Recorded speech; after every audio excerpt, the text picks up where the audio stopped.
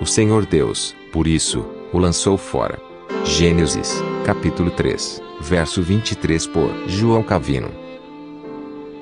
Aqui Moisés, em parte, dá seguimento ao que dissera concernente à punição infligida ao homem, e, em parte, celebra a bondade de Deus, pela qual a rigor de seu juízo foi amenizado. Deus misericordiosamente, abrando o exílio de Adão, provendo ainda para ele um lar permanente sobre a terra e lhe designando uma sobrevivência do cultivo, embora muito laborioso do solo, pois Adão disso infere que o Senhor exerceu algum cuidado para com ele, que é uma prova de amor paternal. Moisés, porém, mais uma vez fala de punição, quando relata que o homem foi expulso e que um querubim lhe fazia oposição com a lâmina de uma espada a revolver-se, o qual impede seu acesso no jardim. Moisés afirma que o querubim foi posto na parte oriental, aquele lado em que, de fato, se abriria acesso ao homem, a menos que lhe fosse proibido. Para que se lhe produzisse horror, acrescenta-se que a espada se revolvia, ou era cortante de ambos os lados. Entretanto, Moisés usa uma palavra derivada de alvura ou vivacidade. Portanto,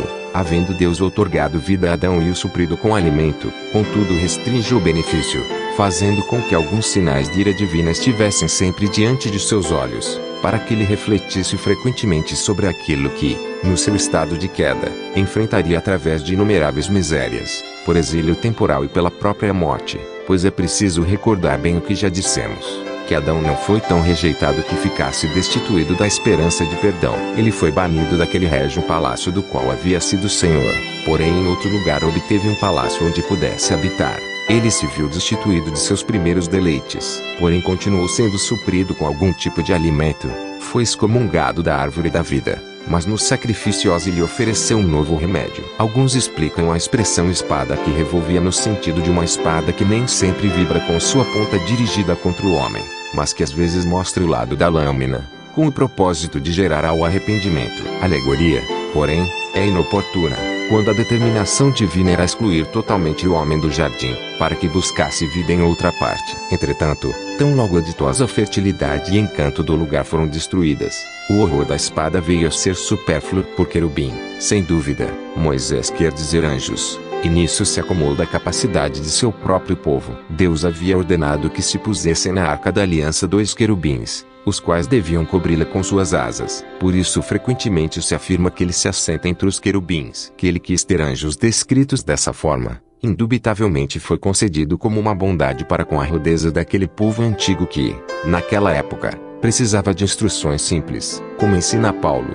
Gálatas, capítulo 4 verso 3. E Moisés retirou dali o nome que atribuíra aos anjos, para que acostumasse os homens àquele tipo de revelação que havia recebido de Deus e transmitirá fielmente, pois Deus designou que, aquilo que bem sabia que seria proveitoso ao povo, fosse revelado no santuário. E, certamente, é preciso que observemos bem esse método, para que, conscientes de nossa própria debilidade, não tentemos, sem auxílio, elevar-se ao céu, pois, de outro modo, sucederá que, durante nosso percurso, todos os nossos sentidos se desvanecerão. As escadas e veículos, então, eram o santuário, a arca da aliança, o altar, a mesa e seus implementos. Além disso, os denomino de veículos e escadas, porque símbolos desse gênero de modo algum foram ordenados para que os fiéis encerrassem a Deus em um tabernáculo, como em uma prisão, ou viesse atá-lo a elementos terrenos, mas para que, sendo assistidos por meios condizentes e adequados,